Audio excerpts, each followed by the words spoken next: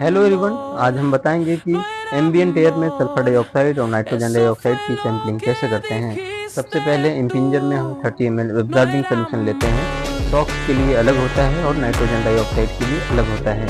उसकी वीडियो मैं बाद में बना दूंगा।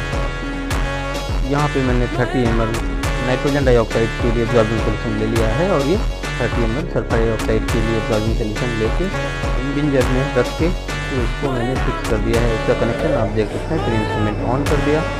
इसके बाद हमें इसका फ्लो रेट सेट करना पड़ता है, जो कि 1 के बराबर आसपास रखना पड़ता है। 1 ही हम रखते हैं, फिक्स करते हैं। देखिए यहाँ पे मैंने फिक्स कर दिया फ्लो रेट को 1 पे, और दूसरे भी ट्यूब में मैंने 1 पे फ्लो रेट इसका सेट कर दिया।